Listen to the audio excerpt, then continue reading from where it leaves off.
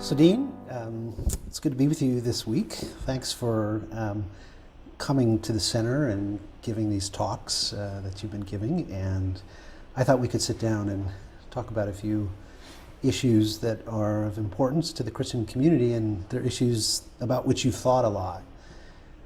So I was hoping we could talk a little bit about the idea of the soul, that maybe human beings aren't just material objects, but they have some kind of immaterial part, a soul.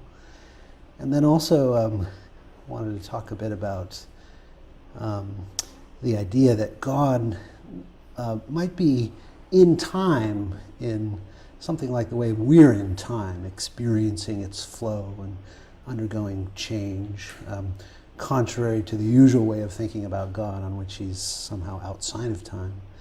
And then I wanted to ask you just briefly about your views on what is often called open theism, the idea that maybe the future isn't set and God doesn't know everything that's coming in the future. So thanks for joining me. Well, thanks for having me here. I've been having a great time. It's great to see you again after, quite a few years. Yes. We don't see one another nearly enough, but True. Hopefully we'll be doing more of this sort of thing at your center. And, so you want to talk about, basically what kind of thing is a human person, and it's a question each of us can ask ourselves. Sort of look into yourself, close your eyes, and think, okay, what sort of a thing am I? Right. And one thing that's sort of maybe, well, to me seems kind of surprising, is the confidence with which so many people nowadays in the sciences in particular, but really anywhere in the academy, how confident they are that we are entirely physical, and that no talk about spooky immaterial souls is to be countenanced at all. It's not to be heard. Well, what's of interest about that for the Christian community is historically Christians have thought that we aren't just physical beings, that we have an immaterial soul, and so I think it's disconcerting for some to be hearing from the academy that, well, we all now know that, of course, that's not true. Yeah, and when you think about it a little bit, you realize it's not just that Christians have thought this, it's that everybody has thought this for eons. And the founders of the modern scientific revolution, most of them thought that we were not entirely physical. So what is it that's changed in the last, say, 100 years that has made it clear to us that there's no such thing as a soul? One thing that has become clearer and clearer is the extent to which our ability to think and many of our character traits and lots of aspects of who we are dependent upon the brain in very complicated and deep ways. Mm-hmm. So, brain lesions can produce all kinds of inabilities, can produce all kinds of bizarre agnosias, and the depth with which, the depth to which our thinking and our conscious life is tied to the brain has become more and more obvious. So Descartes famously thought perhaps the connection between mind and brain is mediated by some tiny little part of the brain. And we know that's not right. It looks like the connection between mind and brain is pervasive. Any kind of change to, or very tiny changes to the brain, all throughout the brain, cause changes in the mind, changes in consciousness. There's a very tight dependence of mind on brain. Right. But just because there's dependence, it doesn't mean that there's identity. So I'm also dependent upon my glasses for seeing, and I'm dependent upon lots of things that aren't, strictly speaking, part of my body to do things.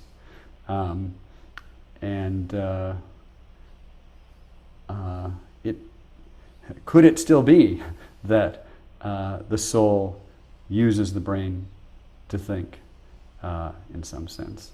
So it's now almost universally thought in the academy that human beings should be identified with their bodies or with a certain material organism. This view turns out to be somewhat problematic. There are problems that arise with thinking of the identifying human persons with just their bodies. What are some of these problems? Well, one of them is just that bodies are fuzzy, vague kinds of objects. They're no more sharply bounded when you look closely than, say, a cloud. And when you see the cloud from below, it looks like it's sharply separated from the blue sky. You get in a plane and fly into the cloud. If someone were to ask you, are we in the cloud yet? Are we in the cloud yet? Are we in the cloud yet? There would be these times when, well, there's some wispy vapors, but you're not in the cloud. And then there'd be more and more vapor, and then eventually it'll be dark and you are in the cloud. Now, what's the right way to think about clouds, given that they're vague in this way? The natural way to think about them is there's all these things there, all these masses of water and air, and which one of them is the cloud? Well, there's no real answer to that. And when you're inside of all of the good candidates for being the cloud, then you're definitely in the cloud.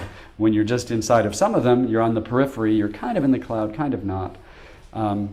Well, human bodies and human brains are a lot like that when you look closely. There's bits coming in, bits going out, and one thinks here about the movie The Incredible Voyage. Was that the 1960s? No, Fantastic Voyage. Oh, the Fantastic Voyage. Fantastic Voyage. Right. If you could be shrunk down small enough, you'd be in this system of particles that was very cloud-like. Yeah. And on the borders, it would be unclear whether or not these particles are part of the body or not. Yeah, this bit of oxygen is being transported across a cell wall or something. When exactly does it become part of the body inside the lungs, and when is it just a bit of gas floating around in there? Now, what's wrong with supposing that we're vague, fuzzy things, kind of like clouds? Well, if we're going to think about human bodies in the same way that we're thinking about clouds, that would mean right here in this chair, wearing these clothes, there's a whole bunch of different things. They're all roughly my shape and size and weight. And it really doesn't, it doesn't matter which one of them we focus on, because they're all very similar. They all have brains inside their heads. If each one of those things is conscious, alive, aware, awake, there's a whole bunch of conscious beings here. And millions. Millions, yes. Yeah, and given the number of bits at the exterior, or bits that are inside about to be absorbed or shed, this is going to explode, the number of these things. And that's a little bit, I don't know, it induces some vertigo, I think, or it should. Of course, perhaps that's what we should conclude that we are. Science reveals surprising things. Where you thought there was a sharp boundary, there isn't a sharp boundary. So perhaps that's something we have to live with. There's another way of going here. You might look at a cloud and think,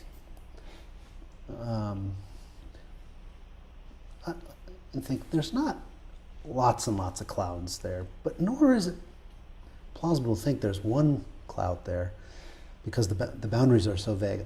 I think maybe the better way of thinking about it is, strictly speaking, there's not a cloud there at all. What there are a bunch of particles arranged cloud-wise, as it were.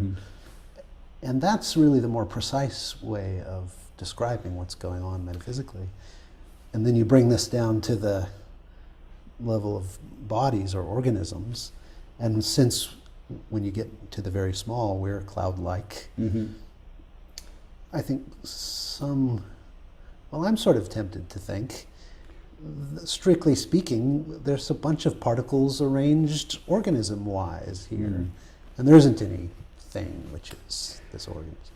Yeah, so if when you look closely you find that something is really just a swarm of other things organized in a certain way, behaving in a certain way, hanging together or working together to replicate some of their parts.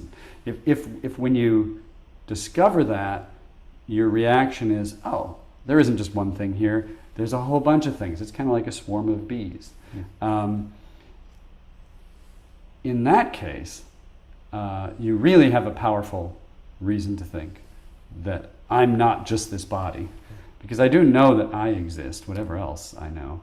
And if in fact there isn't a body here, there's just a bunch of bits of matter kind of working together to keep my clothes from from falling off, then you really must be something else. Of course, you might think that you're some tiny part. I could be a little tiny particle in my head somewhere. But that's hard to credit, because there's no distinguished particle that we've identified. So, there just doesn't seem to be a good candidate for that.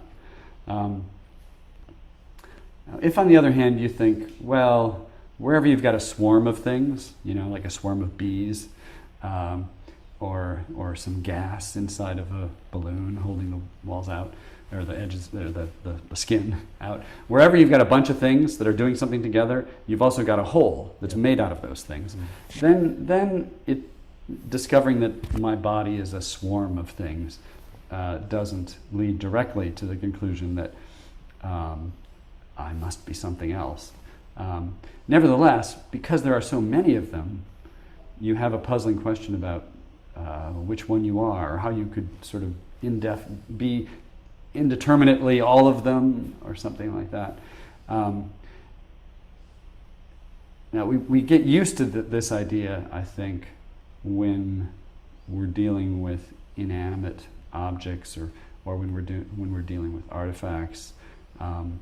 It doesn't bother us that the car, that you're driving, has little bits at the periphery that aren't clearly on or off. My car has probably more of these than most, and some of them are larger than you might have thought. It's not entirely clear whether that fender is a part of my car any longer. It's barely hanging on. It's barely hanging on. I've got to get some duct tape on it, actually. But bits of the rubber on the tires are about to come off. Are those parts of the car? Do you want to call the GPS that's plugged into the lighter part of the car? Well, how about if it's sort of attached to the dash? How much does it have? How firmly does it have to be attached to the dash to be part of the car? So, in this case, I think we're happy to say it just doesn't matter. It's a matter of our just deciding to call the GPS part of the car if it's attached with glue, and we'll say it's not part of the car if it's attached with a suction cup. It's an arbitrary. It's an arbitrary boundary, and we could lay it down one way, or we could lay it down the other way, and it doesn't matter. There are these things there, if we're giving up the swarm view, there are these things, there are these hunks of metal and plastic. One of them includes all the car plus the GPS, and one of them doesn't. And we can just decide which we're talking about for purposes of ownership, say. Yeah. If I sell you the thing, we better decide whether that's going to be part of it or not. And it's up to us. It's hard to think about oneself in that sort of way. So is it just sort of up to us whether to include within my boundaries a dead hair that's just about to come out of my head, or my fingernails? They're not. Tips of them are getting kind of long and kind of dead. Is that part of me or not? Well, we could just, if in fact a body is just a vague swarm, and these bits are sort of on the periphery, we can feel free, if we want, to talk about all of me except for those little bits. Or we could talk about a larger thing. Now, am I able thereby to change the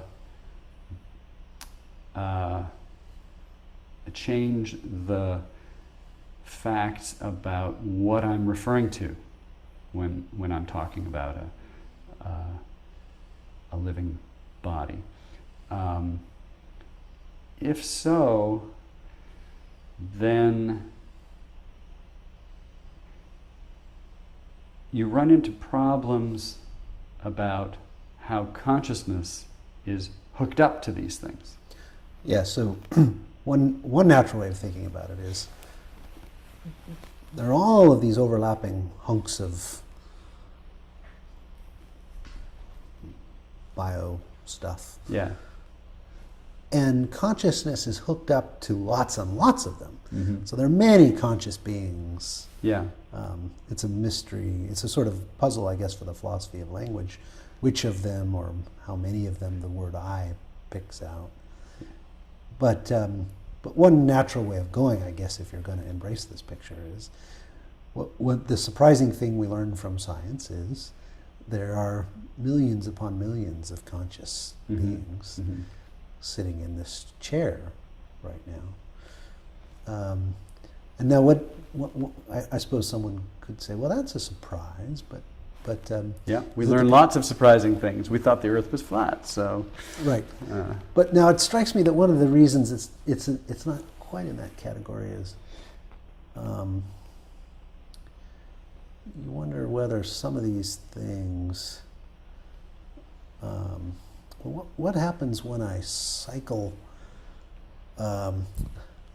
material in and then it goes out? And who knows, maybe I've been doing this for long enough that the stuff that made me up 10 years ago, 15 years ago, is now spread out around the atmosphere somewhere. Yeah. Surrounding it. Yeah. So if hunks of matter are real, and they certainly get treated as real when we're doing things like working out how strong a chair has to be to hold you and things like that. We treat these hunks of matter as real. There's a hunk of matter there, and it's going to be spread all through the atmosphere and the ground and taken up into other organisms and so on. Right. Now, what's the relationship between that thing and you? The worry is, what if I am a hunk of matter that in 10 years is going to be spread out like that? Yeah, your future is kind of bleak. Yeah. And that's not the kind of thing I can just say, well, science has taught us an interesting thing. Right. Now something really fundamental about how I look at the world has changed. Yeah. Another puzzling thing arises if you think that consciousness is a special extra feature of the world in addition to the physical goings on. So if you think the brain is like a computer, thinking is like computation, it's probably okay to say, oh, there's all these objects here. They all have a computer inside of them, namely the brain, and that thing is doing the thinking, and thinking is just computation. Okay, that might be all right. But if you think that consciousness is an extra something, if you take Leibniz's thought experiment seriously, Leibniz said, suppose the brain were blown up to the size of a mill and you could walk around inside of it. He was thinking of a factory. You wouldn't see consciousness there anywhere. There wouldn't be any feelings or thoughts. And if you take that seriously, then you think, well, when you have a brain that's functioning, a new property comes into being, namely being conscious. There's new feelings, thoughts, sensations, and these are not just a matter of the physics of the brain. If that's your view, then you have to suppose that something has those, and it then becomes an open empirical question what that thing is. You found this swarm of things in the vicinity of your head and your body. Is it one of those things that has gotten this new feature? If so, which one? How did it get selected? Does consciousness get spread over all these things? Are there all these many fuzzy objects, or objects that are sharp but just slightly different from one another? Is each one of them conscious? And if so, how did the consciousness just stop there and not spread out to include some things that had my sweater as a part? And, given that these objects are not very special from the point of view of fundamental physical laws, it would be surprising if the laws of consciousness generation were to select one of these gigantic, arbitrarily bounded objects. Right, without selecting its neighbors. Its neighbors, yeah. Mm-hmm. So it might be natural to think that the brain is the thing that's primarily thinking, but if consciousness involves a new feature, if when I have a headache there's a new property in addition to all the brain, the physical brain states, something has to have that property. What is it? The traditional answer has been, it's my soul. There's a further thing there. If that's wrong, then it's got to be a part of the brain, a whole bunch of parts of the brain, and none of these look like very natural candidates to be showing up in a fundamental law of any kind. Yeah. Now, of course, lots of philosophers don't think consciousness is fundamental, that there are basic laws about it, but many do because of Leibniz-like thought experiments. So do you think there's any arguments from what we now know about how the brain works, what neuroscience has taught us, that disprove the soul or offer any kind of powerful reason for thinking there isn't a soul?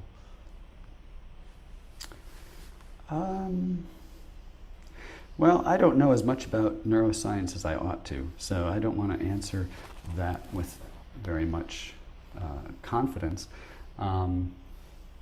I know some people who know more about it than I do, and they tell me some really fascinating things about the parts of the brain that seem to be subserving different functions. They say surprising things about the division of labor in the brain. The idea that detection of fast motion could be associated with one part of the brain, and detection of colors and shapes another. Well, how in the world does that work? And it turns out you can, knock one of these out without knocking the other one out. Somehow the brain is able to put these together into a united kind of experience. Now, does that show that there's no such thing as a soul? Well, it might turn out that you actually could use a soul on the scene here, because something has all of these experiences and is able to compare them to one another. You can compare the sound with the color, and you can compare the motion with the sound, and so on. And if the parts of the brain where these percepts are being generated are separate from one another, then there's got to be a further thing that somehow unites them all. And one hypothesis is the brain as a whole.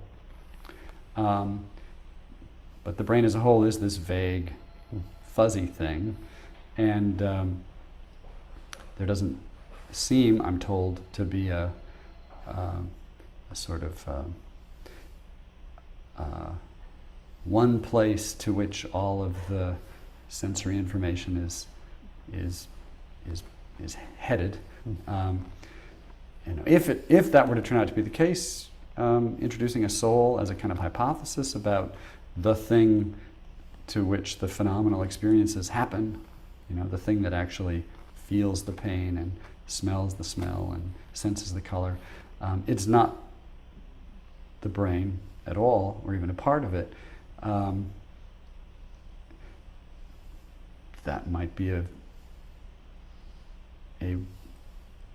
suggestive empirical hypothesis. I mean, you certainly if you opened up the skull and you found that the parts of the brain that are associated with colors and shapes were separated from one another and not even communicating with one another at all, and this would give you, because that you're aware of both of these. Yeah. It would give you a reason to suppose that you're something else. Yeah. Now, of course, it isn't exactly like that, but there are some surprising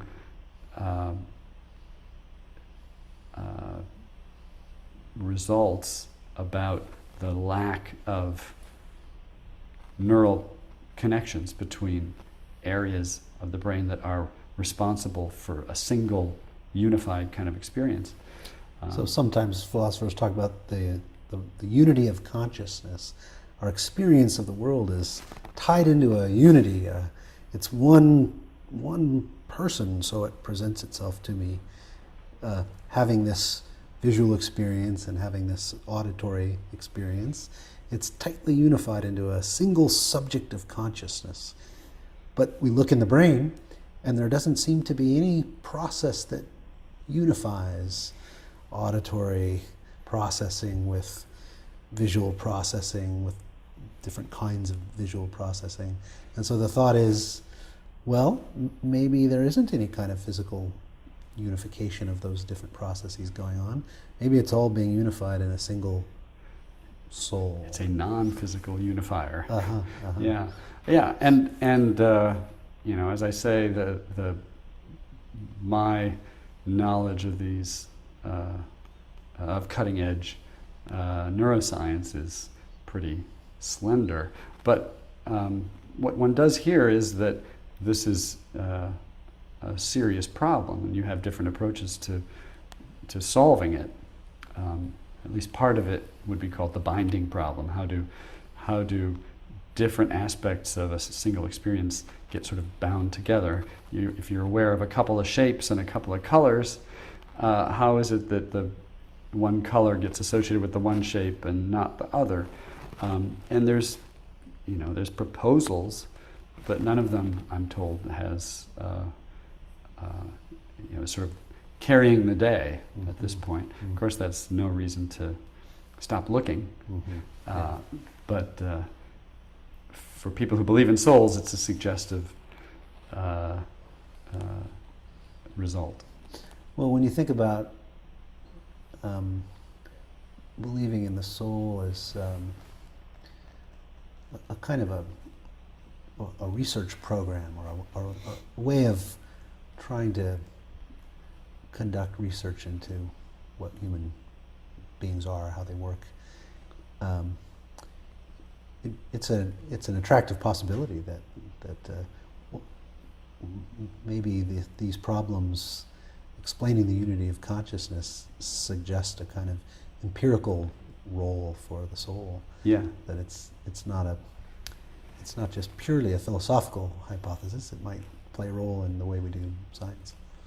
I wanted to talk to you briefly about this question. One reads a lot in classical theology, but also popular theology, the idea that God is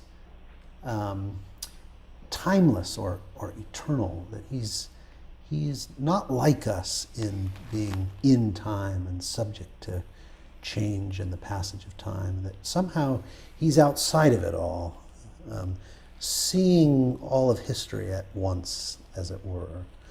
And in some ways that's a really attractive picture because it suggests a kind of impressiveness, that a being who was like that would be much higher or more impressive than we are in a way.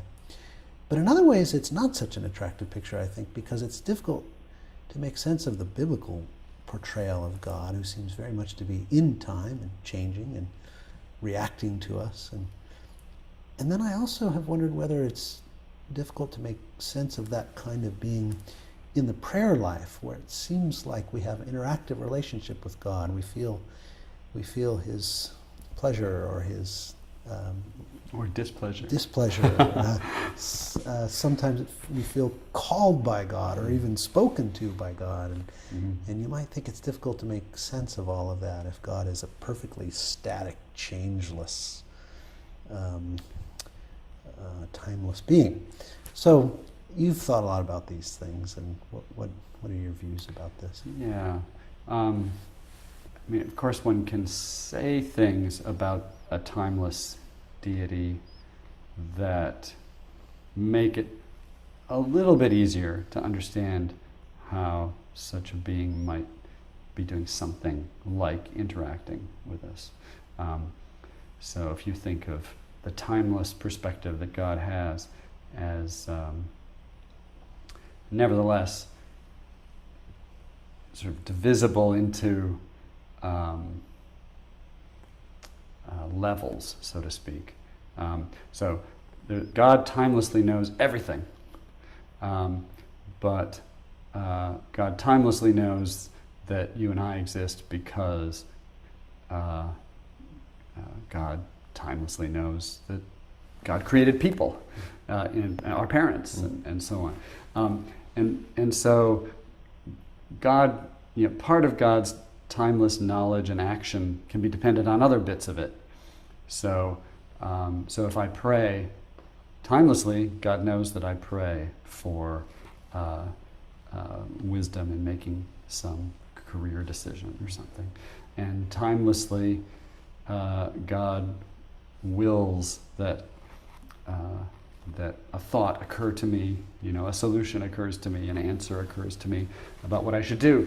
And timelessly, God knows that I respond to that appropriately. So that's you could have a kind of responsiveness in a timeless being, even though there isn't really a series of thoughts and a series of actions. So I don't want to rest too much on that. Nevertheless, I want to say I don't see the attractive. I don't see why putting God outside of time is such an attractive thing to so many people, and I think it can be traced back to early early philosophical influences on Christian theology. Things are better if they don't change. The physical world is not so good because things decay, and change is always either change for the better or change for the worse. So if God were changing, God would either be getting better, couldn't do that, or getting worse. Well, that wouldn't be good either. So when you have these thoughts about how great it is for a thing to be unchanging, you make it less and less like human beings, and more like an abstract thing that's very much apart from the world we're familiar with, including the world of time. Now, was that a good idea, that theological package, which I think, like you say, you don't get that. It just doesn't jump out at you from the Hebrew scriptures, certainly, or from the Christian scriptures, the New Testament. So where did that come from? Well, it was a kind of a theological overlay. Theology is important, and we can't avoid it, but we can ask questions about where we're getting some of the principles that are guiding it. Yeah. And I think these principles were questionable. Yeah. Now, one of these principles that you've already mentioned is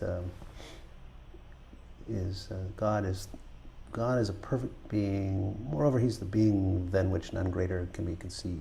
Mm-hmm. So, however we think of God, we've got to think of Him in that way. And maybe this is an argument from Brian Leftow. I can't remember where it comes from, but this did strike me as having a bit of bite. It was that it seems like it would be better for a being if it were not subject to the loss that we're subject to when something recedes into the past. So I think about these great experiences I had when I was a kid with my family, and now those are gone. They're gone. Yeah. And there's a kind of a sadness to that, or there's something sort of less than perfect about that. And so the thought is, wouldn't it be a better being who didn't have to suffer that kind of loss and just always could have the whole spread of history immediately present too? Yeah, that's an interesting thought.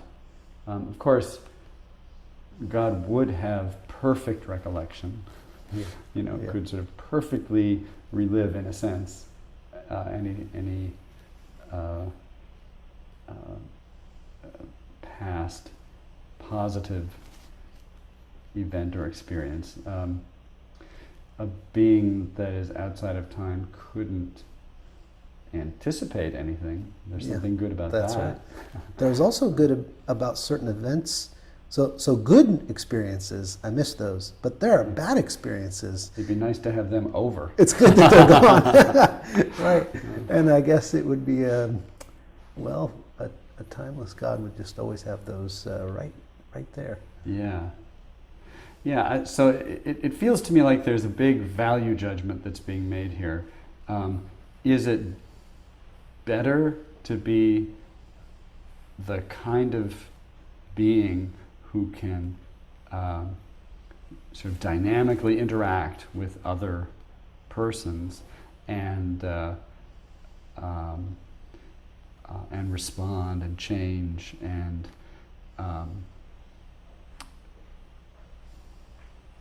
is that a better kind of being to be, or is it better to be static and unchanging? I'm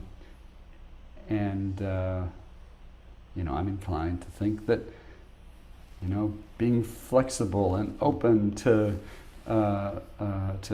others and vulnerability to others, that these are signs of strength and courage, and that's how we think about one another. Is it wrong then to think of God as, becoming vulnerable to us and interacting with us and leaving some things about the future open to us to determine? I think that's a kind of strength and not a kind of weakness. Where some Christians think that God's sovereignty requires that God brings everything about, causes everything, and that anything less than that is detracts from God's strength and glory. There's a view debated in Christian circles called open theism, according to which the future isn't yet fixed. What the future is still open. It may go one way, it may go another, and it hasn't been decided yet. Moreover, on this view, God doesn't know which way it's going to turn out. He may well know all the truths. He may well know all true propositions, but on this way of thinking of things, there are propositions about the future which, at this point anyway, haven't been settled, don't have a truth value yet. And so God just doesn't know those. You are one of the prominent defenders of this way of thinking about God. What are some of the things about this way of thinking about God that are attractive? You mentioned here his vulnerability, flexibility, openness to change. That certainly is one aspect of the view that I find attractive, appealing. It seems to me to do justice to God's character as it's revealed in Christ, for instance. God is making himself vulnerable to us and pleading with us, not causing us to do whatever we do. And Jesus, of course, says that he doesn't know everything about the future. Now, of course, you could say, well, God, in some other sense, God does, so God does and doesn't, relative to the incarnate Christ, God doesn't know things, but in another aspect of God or another person of the Trinity does know these things.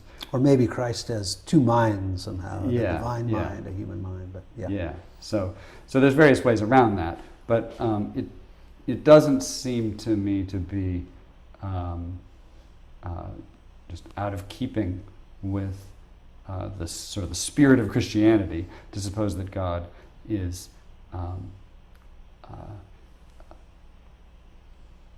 trying to persuade us, sort of exercising power from below, as Greg Boyd puts it, where love exercises power by being vulnerable to others and trying to get them to see, by the very vulnerability that you're showing, that they must behave differently, that they must come around to your side. So God is appealing to us to get on the side of love by being vulnerable to us, and that open theism strikes me as a way of making sort of precise in philosophical sense that kind of vulnerable love on God's part. Now, why do I believe open theism? I guess it's because I think there really is a deep incompatibility between determinism and freedom, between there being facts about the past that already settle what I'm going to do, and freedom. So if there's, if God believed from the beginning of time that I'm freely going to tell a lie tomorrow, then for me to be able to tell a lie tomorrow would require that I can change the past. I can make God to always had a different belief. And I think that's as impossible as it is to make it the case that there's always been something else different written down on a sheet of paper somewhere. If the paper's already been written on, then it's too late. So facts about what God believed, those facts are fixed. We can't do anything now about them. Yeah, that's what I think.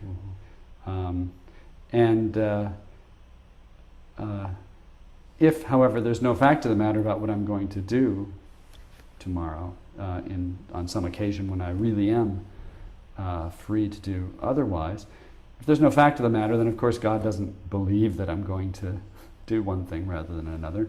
God knows the truth, which is that there is no fact of the matter about this. Yeah. So God is still perfectly omniscient in the sense that if something's true, God knows it. If it's not true, God doesn't believe it.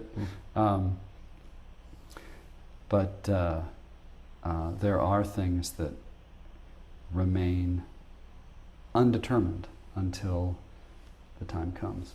And what do you do with those? Because a lot of people wonder, well, what about when Christ says to Peter before the day's over, before the cock crows, you will deny me three times. Yeah. Those kinds of passages. Yeah. Well, so I think, for one thing, we may be free on far fewer occasions than we think. You can still be morally responsible for things, for good or bad things that you do when you're not acting freely right then, if your action is the result of the kind of character that you've formed over the years. And if you had some freedom with respect to that, you're still a dirty, rotten scoundrel if you betray somebody, even if it's too late for you to do anything else. So long as you have freely made yourself into a dirty, rotten scoundrel, what God could predict you would do is still a morally reprehensible thing. Mm-hmm. So perhaps, Peter was a coward, and if God knew what people were going to say to him, and God knew how cowardly he was, it would be easy for Jesus to know what he was going to do. Mm-hmm. There's other kinds of prophecies about the end times and so on, and how things are going to wrap up. Understanding exactly what those mean is really, really difficult. But if we take them as showing us that God knows something about how things are going to wrap up, the open theist does have to believe that of all the different ways that things could go, God knows that some of them are going to come about in a certain way, and perhaps God is prepared to just make them happen. Yeah. Make people do things. Mm-hmm. God hardened Pharaoh's heart. Sometimes Pharaoh hardened his own heart, but sometimes God hardened Pharaoh's heart. Yeah. I think what's important is that we are partly responsible for what we do, and that we do have morally significant freedom to move towards love and virtues and get on God's side, or to pull away. We don't have to be free on every occasion when we act in order to have that kind of moral responsibility. Well, Dean, I think we'll conclude there. So thanks very much for this time. And well, I've been really enjoying my time here at the center, and thanks for having me.